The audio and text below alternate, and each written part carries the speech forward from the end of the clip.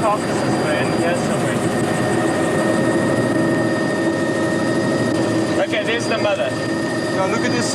Look, they've pulled the skin to the side there. Yeah. There's just a lot of bones there and everything. Right, shall we look for a place to land? Today in Africa, a bitter war is being fought. Both man and beast are dying. And the enemies are greed, corruption, and ignorance.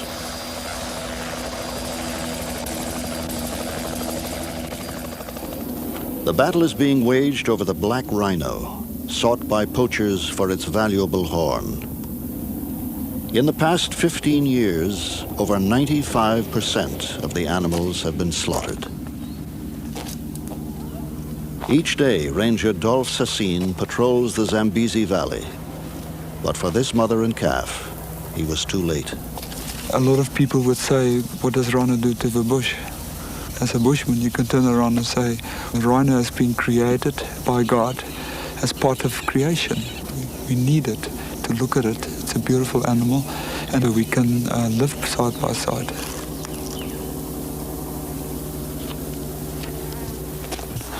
You do not want to show to your children one day how an elephant or a rhino look in a storybook. That's not what life is all about. Life is not a storybook. It's a reality.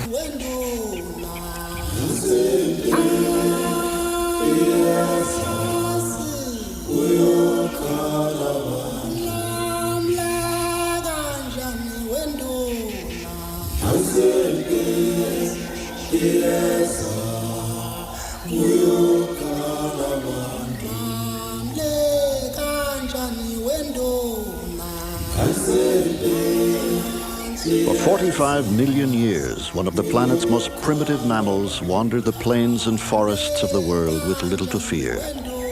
The rhino has few natural enemies, but that role has now been filled by man.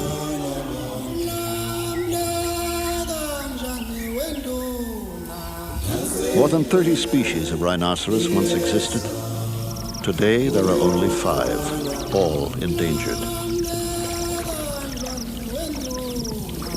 In Asia, the Javan, Sumatran, and Indian rhinos are down to critical levels.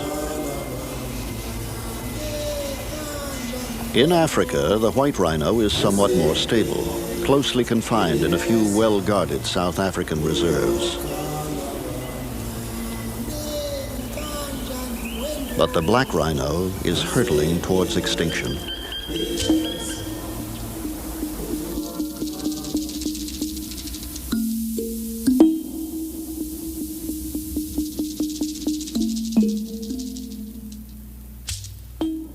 If, as we say, in the early 70s, there were 65,000 rhino on the continent, we are down to 4,500 now. That's an indictment upon somebody or a group of people or nations. It's come down throughout Africa, this disease, this cancerous situation, plundering the wildlife of Africa. Through the years, the black rhino had already been depleted through much of its range. It is the recent wave of slaughter, though, which has devastated the animal. Starting in the early 70s, poachers swept through East Africa, all but wiping out the populations of Kenya, Uganda, Tanzania, Zambia, and Mozambique. Now they have begun to threaten Zimbabwe. In 1977, the situation took an even more severe turn for the worse in Kenya's Meru National Park. In one 3-month period, the toll on the rhinos reached 53, and rangers began to be attacked and killed by armed Somali poachers. Peter Jenkins was the park's warden during that time. When I went to the Meru Park, we had a population of black rhino between 200 and 250. And then in the late 70s, we were hit by a different type of poacher. This was the shifter poacher with his automatic. And when I left Meru in 81, the population was down to about 25. Today it's 3.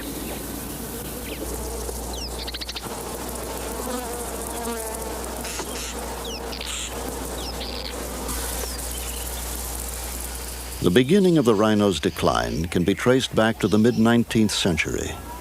Modern guns were introduced into Africa, and killing became easy, efficient, and popular. Some Europeans developed a taste for rhino meat. Others hunted for the sheer sport of it. When a rhino charges a man, that's nothing. But when a man charges a rhino, that's news. So here you see the tables reversed. We are now in a district thick with rhino. Mosey dislikes rhinos more than any animal on earth. For years they have been chasing her. And here was a chance to give them a taste of their own medicine.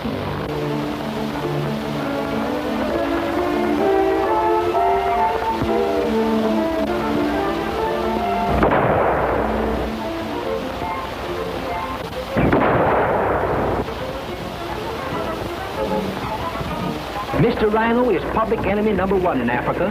He's afraid of nothing. If your first shot doesn't stop him, good night.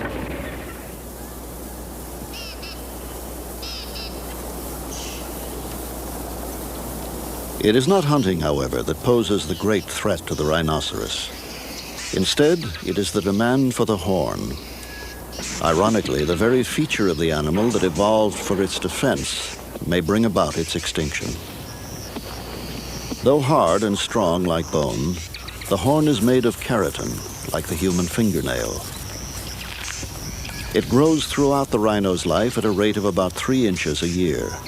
On a full-grown adult, it may reach over 4 feet.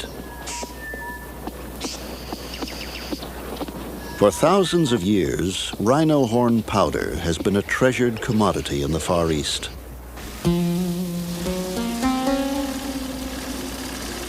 Ancient Oriental tradition views it as an effective fever reducer and an indispensable cure-all.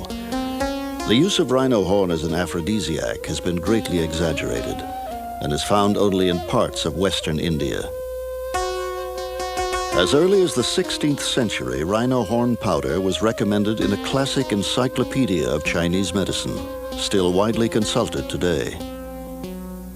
The best horn is from a freshly killed male.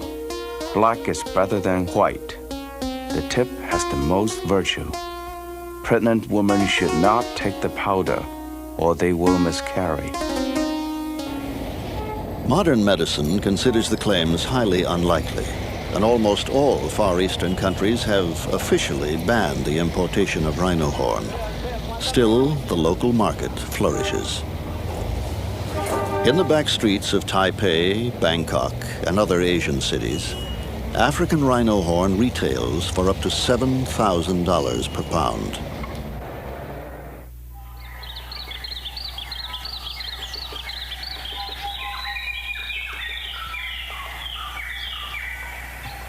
For the past decade, the export of rhino horn has been banned in most African countries, but smuggling continues, to the dismay of conservationists.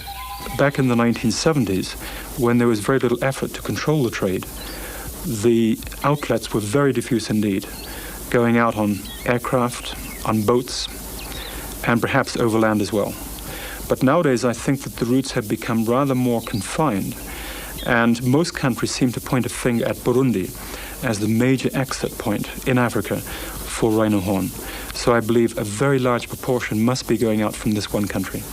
But we also know from countries like Zimbabwe and Tanzania that a certain amount of rhino horn has gone out in diplomatic pouches. It's almost certainly an international illegal network, if you like, involving corrupt government officials, corrupt businessmen, and corrupt politicians. And it's this sort of triangular mafia-like alliance which has made it so powerful. It's not only affected rhino, it's also affected elephant and ivory. The two are very closely linked.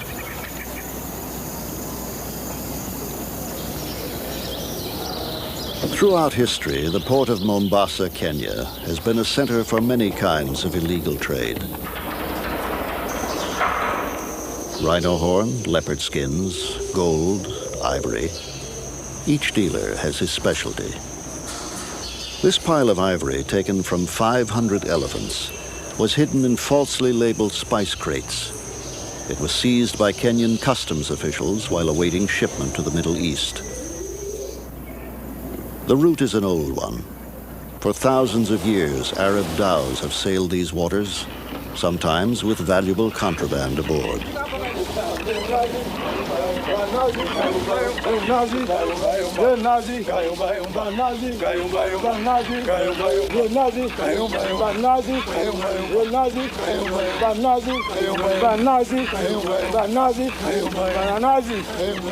In this way, the horn of countless slaughtered rhino had made their way across the sea.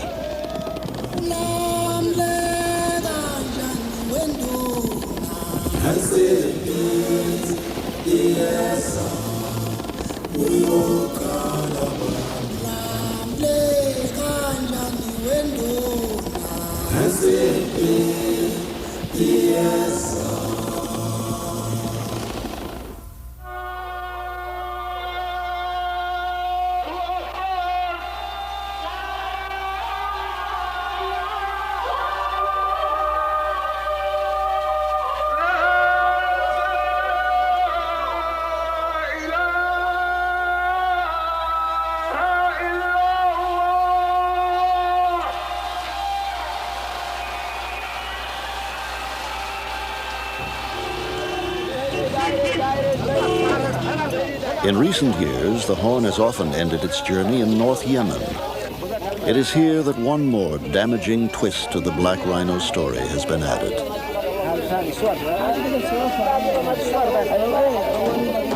The oil boom of the early 70s created lucrative work for migrant Yemeni laborers in Saudi Arabia and other Gulf states. For the first time, the workers had ready cash to spend on luxuries, including the ultimate symbol of virility, the rhino horn dagger, or jambia. The discovery of the new threat to the rhino was made by Kenyan-based geographer Esmond Bradley Martin. I first came into North Yemen in 1978 when I was doing a general sort of survey of the country, and discovered at that time that perhaps 50% of all the rhino horn in the world was coming up here to Sana'a for the making of dagger handles. The rhino horn handle, once reserved for the aristocracy, is treasured far above alternatives like cow or water buffalo. A fine antique may sell for $15,000.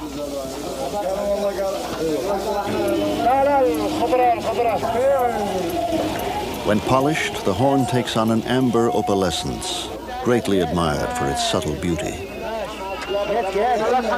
Esmond Bradley Martin began an international campaign to stop the rhino horn trade, encouraging the use of substitutes.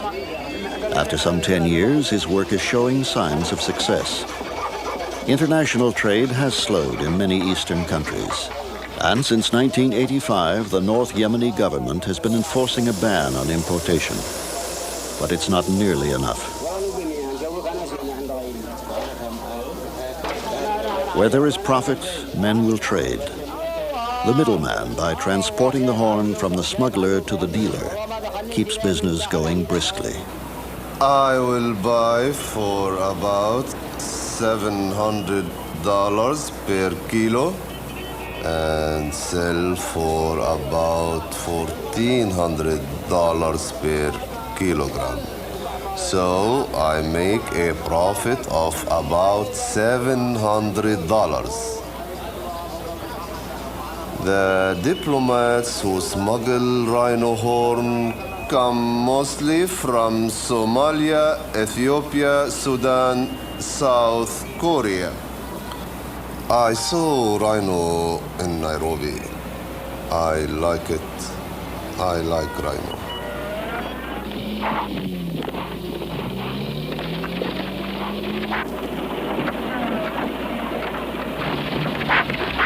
Despite the rhino's size and fierce reputation, it is sadly easy to track, find, and kill.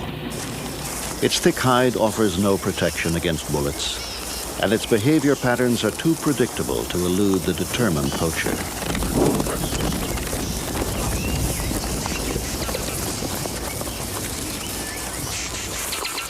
In its simple daily routine, the black rhino uses its prehensile lip to tear off the leaves of the prickly acacia bushes and other scrubby plants.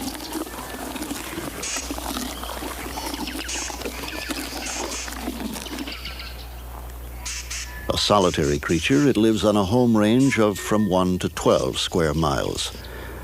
The rhino's territory may overlap with another of its species, but it is persistent in marking its range. The animals spray urine or track their dung across the area and so spread their scent.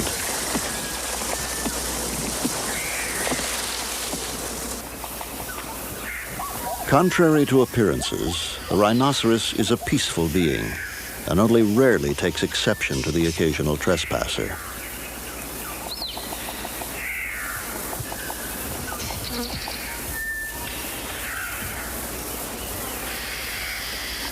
Although it can hear and smell acutely, its eyesight is poor.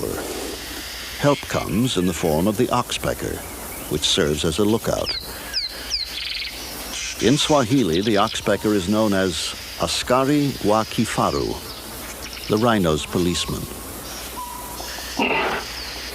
When alerted by its tiny bodyguard, the rhino may panic and run. But since it is both curious and nearsighted, it may be enticed from the bush, sometimes fatally, by the human voice mimicking its call.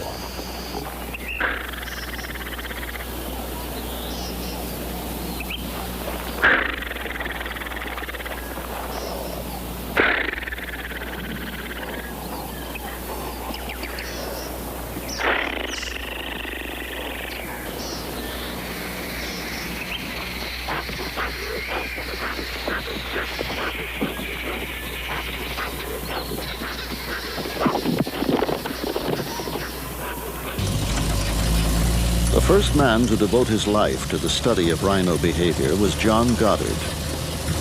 While living in Tanzania's Ngorongoro crater during the 1960s, he developed a genuine affection for his lumbering, primitive subjects.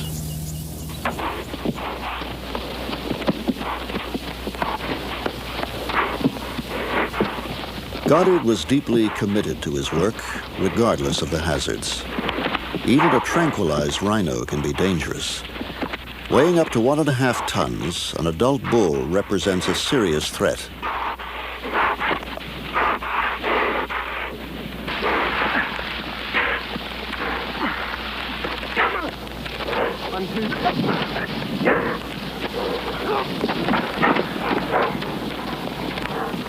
Dentine joined in P2 between cuts. Watch it! All right, P3. Dentine almost joined between cuts. For 7 years, Goddard carried out exhaustive field work, recording each minute feature of the rhino's appearance and behavior. 16 years after Goddard's own death at the age of 35, the number of rhino in his research area had plummeted from 108 to about 20. Many were the victims of poachers. In the vast expanse of East Africa's savanna, protection of the rhino has proved impossible. Bob Oguya, warden of Kenya's Meru Park since 1983, has 1 plane and 30 men to patrol 350 square miles. The problem we are facing is that these fellows are with their automatics and our people with the single action 303s. It's very difficult for us to match them. And in most cases, we lose them because with their type of firearms and with our types of firearms, they end up escaping our dragnet.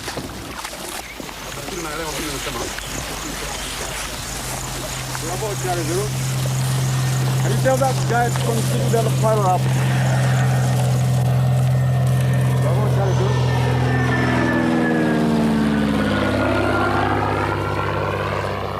The rangers are at serious personal risk from the armed poachers. Their camel patrols stay out for weeks at a time, in touch only by radio with park headquarters.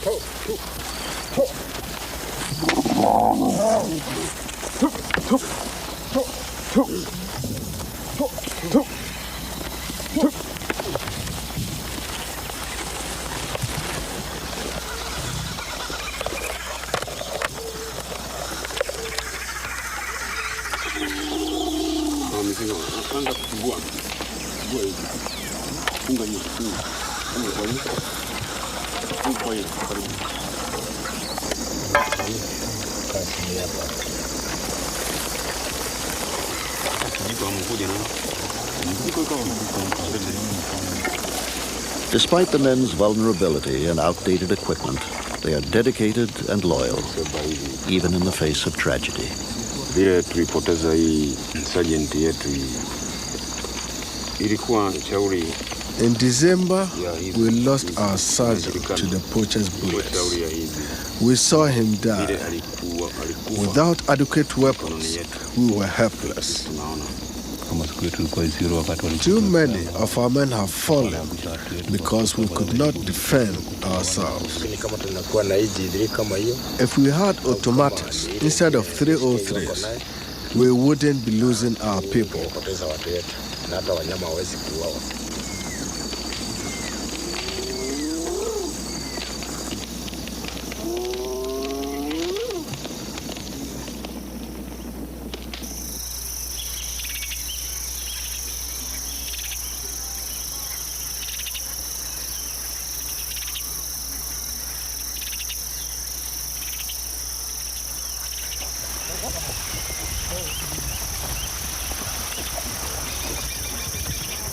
With the rhino population at such critical levels throughout Africa, every animal is important. In Kenya's Masai Mara Reserve, rangers mounted round-the-clock protection for this mother and calf, shooting several lions who came too close. Worried, the rangers moved the family to safer ground.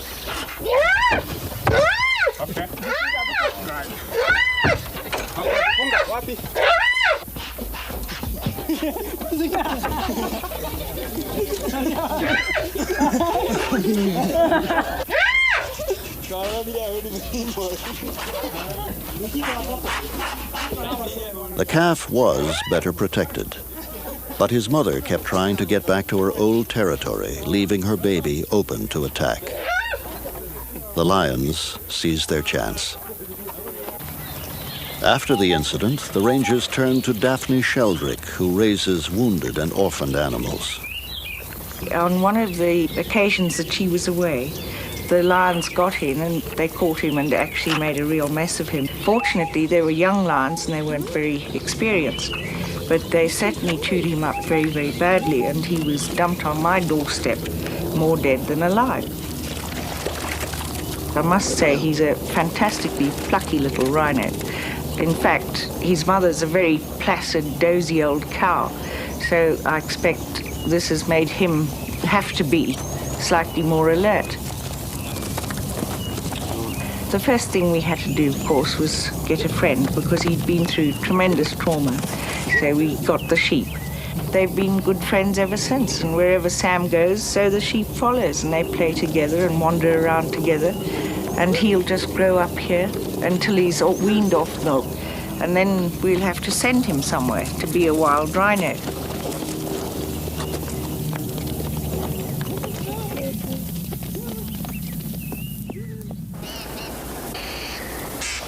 Little Sam was lucky. These rangers saved his life. Other rhinos have been less fortunate, poached by the very men paid to protect them. The shadow of corruption has fallen across much of Africa, and Kenya has had her share of officials who have cashed in on illegal rhino horn trade. It became so bad during the late 1970s that a major international scandal centering on the president's wife erupted. And as a result of that, the Kenya government was so severely embarrassed that it closed trade in all wildlife products. And that did have a very immediate effect on the revival of certain species. But the two species which showed no revival whatsoever were the main trophy species, elephants and rhinos. And by the early 1980s, it became clear once again that major elements within the Wildlife Department, ex-Game Department people, were once again very involved in poaching. All of this might now change with the appointment of a new director of the Wildlife Department. That is Perez Olinda, who was former director of the National Park Service. And this has created a tremendous enthusiasm throughout Kenya. And we feel that this is just in time to revive what is our most important effort, and that's a major plan to save the rhinos in Kenya.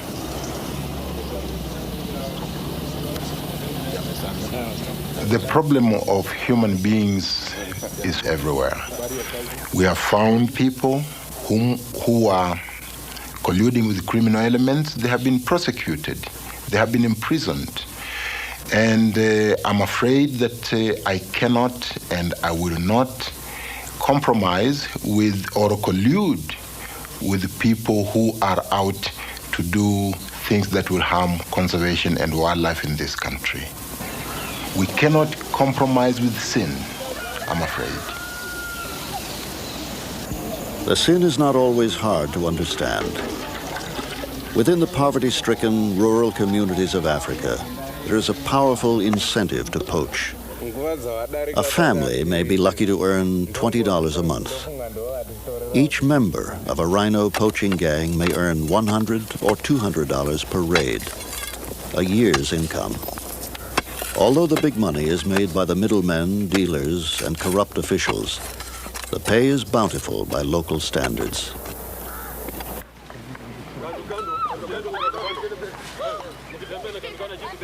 One Kenyan who has fought against poaching in a very personal way is Michael Werike. Known throughout East Africa as the Rhino Man, he has walked more than 1,400 miles and raised over $60,000 on his crusade to inform Africans of the threat to the black rhino. People are very hospitable, very concerned about my welfare. Not only my welfare alone, but even that of my snake, which is a very, very strange thing. Africans are very scared of snakes. And to have people showing so much concern about an animal they fear so much is a very touching thing.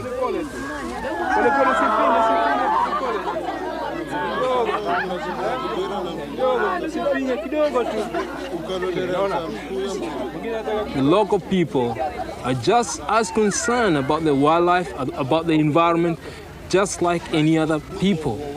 And I think it is very important that wildlife awareness should be taken to the people, for it's them who have the final say.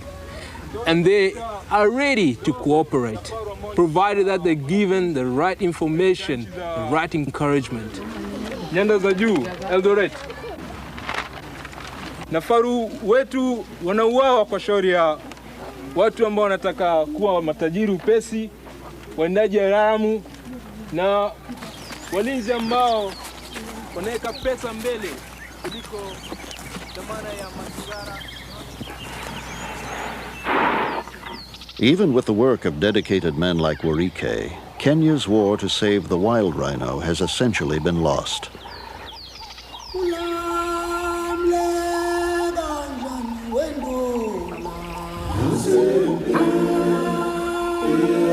Now, its best hope for salvation may be the fenced sanctuary.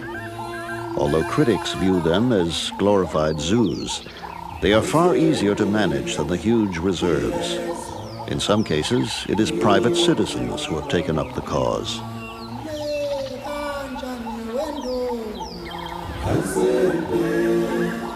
Solio Ranch in the foothills of Mount Kenya is owned by Cortland and Claude Parfit. In 1970, using their own funds, they encircled 15,000 acres with a high-cost, specially designed fence, creating a haven for Africa's embattled wildlife.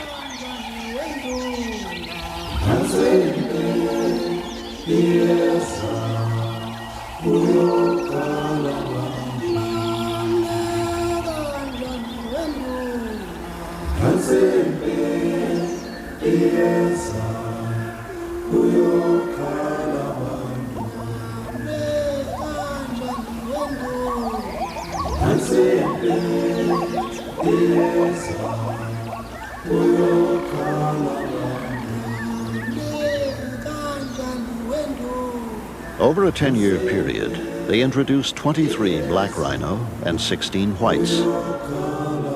Protected, the animals thrived. In less than 20 years, the number of black rhino had quadrupled. Now Solio had a most unusual problem: overpopulation. The Parfits gave 15 of the black rhino to the Kenyan government's first enclosed sanctuary at Nakuru National Park. Transporting the animals to their new home is a huge undertaking. The selected rhino are located from the air.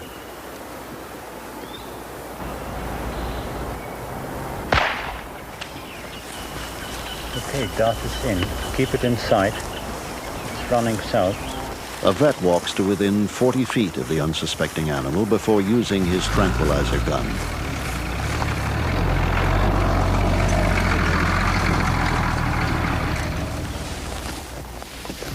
A new fast-acting drug brings the rhinoceros down in minutes, but great care must be taken to prevent it from injuring itself. A second injection of antibiotics prevents infection in the dart gun wound. Okay, what's your haste? This is Jerry Butena.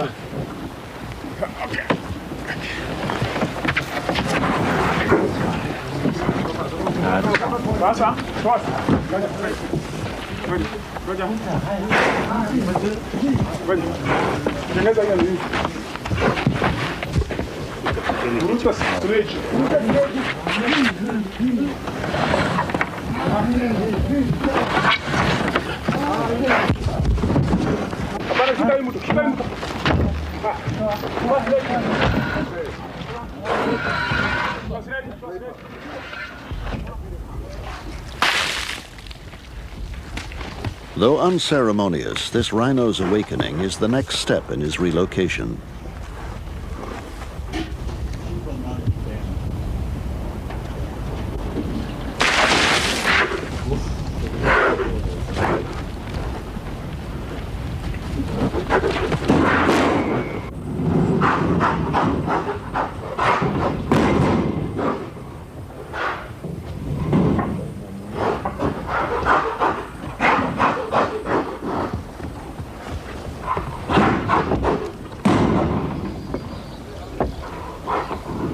The animals are kept in holding pens for about 2 weeks to overcome the stress of capture.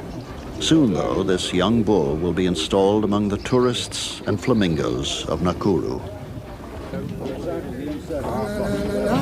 Na na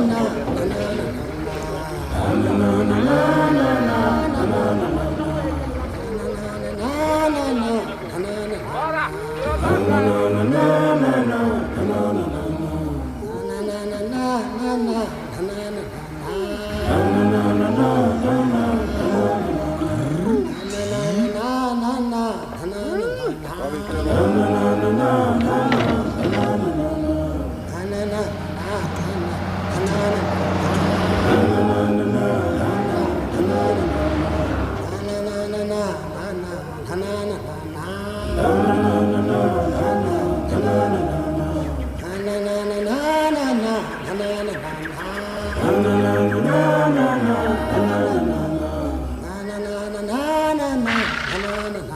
It has been a long and difficult journey for him, but it is here that he can do the most to help save his species.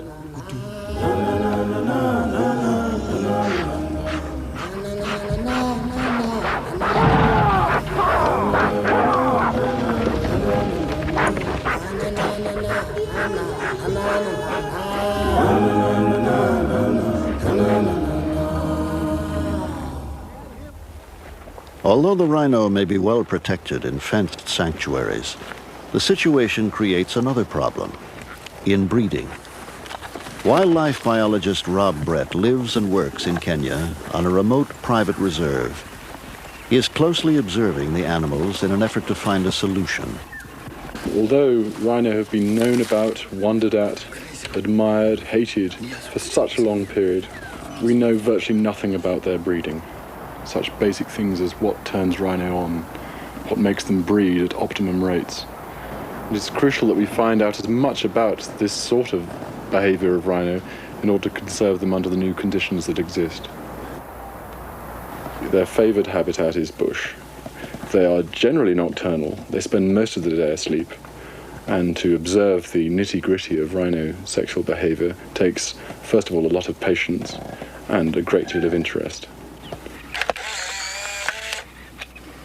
It's really very, very basic work, employing the minimum of equipment, a mixture between very low-tech, if you like, work and very high-tech. I am out at dawn every morning looking for individual rhino from which to take data. So well does Brett know his subjects that he can identify every rhino on the reserve from the lines and wrinkles of its footprint. He takes urine samples left from each animal to determine their hormonal levels, identifying the pregnant females and dominant males. While the black rhino is extremely secretive about its mating habits, the white rhino, like these on Solio Ranch, are less inhibited.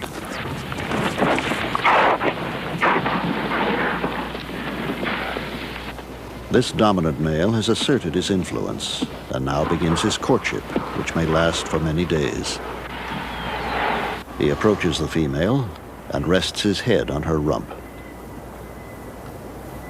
His interest may not be initially returned.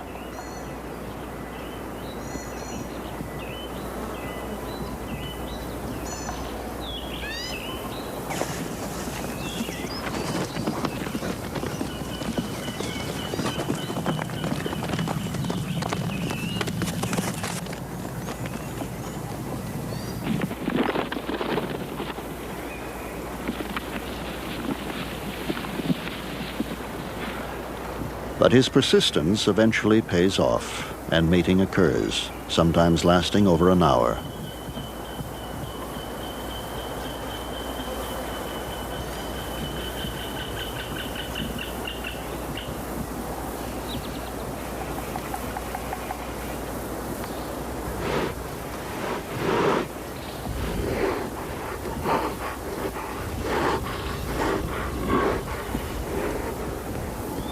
Although rhinos are not monogamous, the female usually mates with the dominant male in the area. Afterwards, the pair go their separate ways. If impregnated, the female will not give birth for approximately 16 to 18 months, delivering only one calf at a time. A newborn rhino, which weighs up to 120 pounds, will stay close to its mother until she has a new calf, for some 2 to 4 years.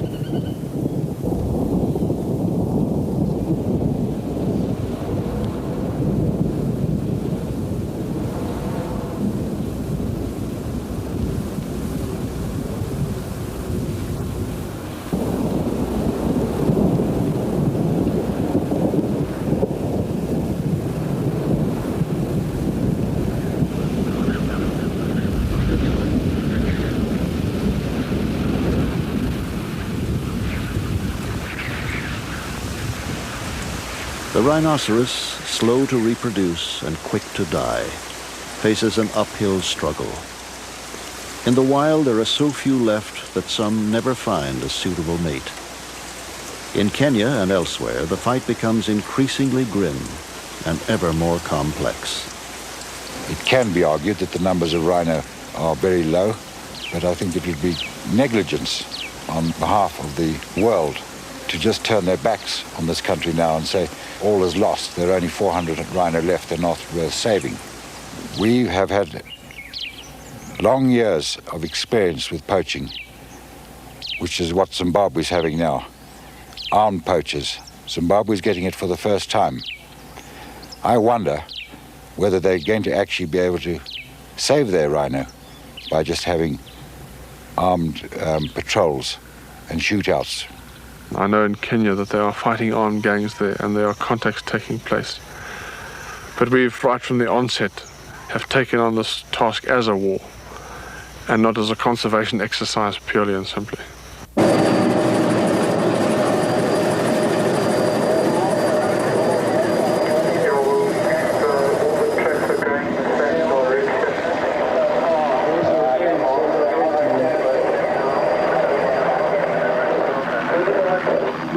Can you stay out of the air? We've got a contact and guys are on follow-up. The situation bears a more than passing resemblance to full-fledged guerrilla combat. It is a deadly serious mission. Glenn Tatham commands Operation Stronghold from a camp on the Zambezi River in Zimbabwe, where he protects the last large wild rhino population left in the world. The project involved moving 250 rhino, 1/3 of the valley's population, to safer ground. The fight to protect the rest is a desperate one. See if they can get water. Rangers live year-round in camp with their families, who realize that some of the men may die in armed conflict. What we're doing here is fight the poachers. Every day that a group of poachers are in here, they are potentially able to kill 2 or 3 or maybe even 4 rhino. One group killed 6 rhino in one morning here in the Zambezi Valley. To our north is Zambia, and these poachers are crossing from there to here. The river is the international boundary, but there's no barrier such. There's 2 border posts on the section of the river. We cannot cover 150 miles of river frontage here every day of the year. It's an impossibility. You'd need more than a division of men to do that. Even then, because of the bush warfare that we're fighting, it's an impossibility. As in Kenya, the odds are staggering and the danger is real. Operation Stronghold has just 100 men to patrol more than 7,500 square miles. Many of the Rangers are veterans from opposite sides of Zimbabwe's War of Independence, now fighting together against a common enemy. Facing heavily armed Zambian-based poachers, the Rangers shoot to kill with the government's consent.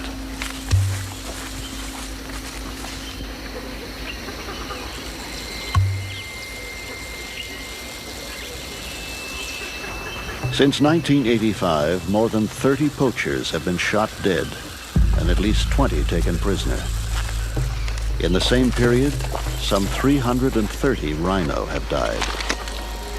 Until the network of dealers and middlemen is broken, Zimbabwe's rangers know they can do little more than stem the tide. Privately, many wonder how long it can go on. We've got people here who've been in the bush for 2 years. They go out for 20 days in a month. They occasionally have success. But it's very, very demanding on them physically. It's demanding on their families. It's demanding on their well-being. They buoyed up with enthusiasm every time you have a successful contact, and perhaps this is a good enough reason to have a contact, is to boost enthusiasm, if no other reason. One poacher killed and you've recovered one horn. And what direction is the other poacher running to over? Roger, no problem. As soon as the chopper arrives, we will get it to yours and then you can fly. Okay, so the big thing is now to get hold of Alistair. If he's going to be on the ground for too long, I'll have to go and fly over him and pick him up. I mean, go and alert him. All right. One down, one running.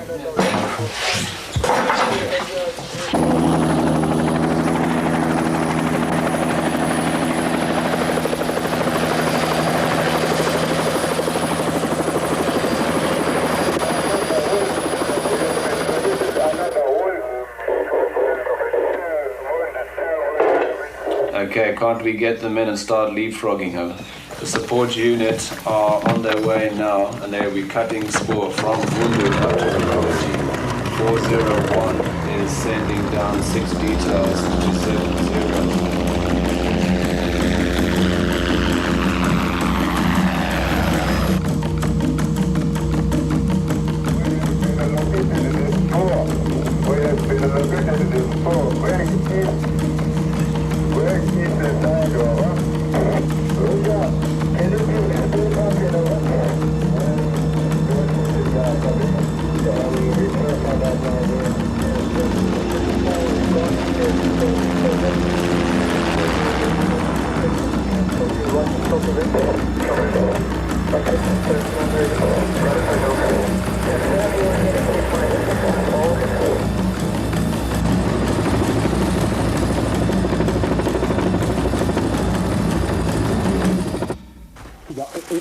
Down him and Manjo.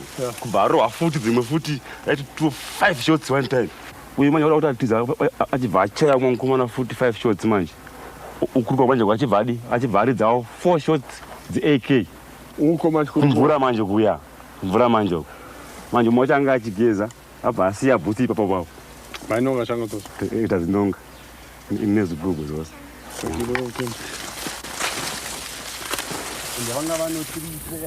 And the one, as I said, had been shot in the groin, was in fact bleeding. I don't know how he'd in fact got as far as he had. He'd scrabbled about 15 paces on his stomach and died there. It all happened so very quickly. One tends just to pick up little images of what was happening rather than as an overall thing. You get images of rounds from the people behind you, the expended cartridge cases landing on your head.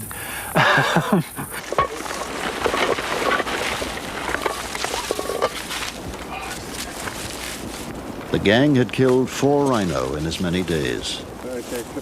Each poacher had risked his life for a few $100s.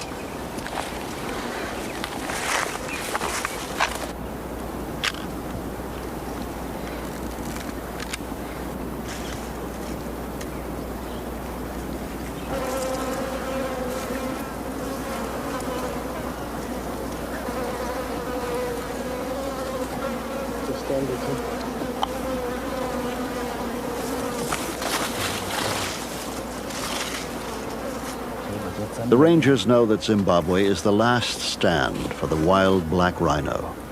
Still, the dilemma they face is a terrible one.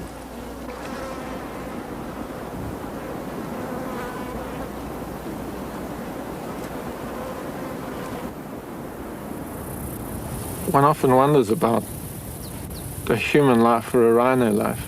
And at this stage, it's a human life for about 20 rhino lives. The morality is perhaps secondary to the fact that there doesn't seem to be any other way in which we can in fact stop these blokes from getting away and getting back. A group of poachers will come into the country. They'll start killing rhinos. We've got to react to that. And one must never forget the central objective of this whole exercise, this whole operation, is save the rhino. We are not manhunters. We're not mercenaries. We are here as conservationists. But desperate situations require desperate measures. No, there's no joy in killing people, but it's a job, and quite obviously we're just pawns on either side for men who are just exploiting people to make himself rich.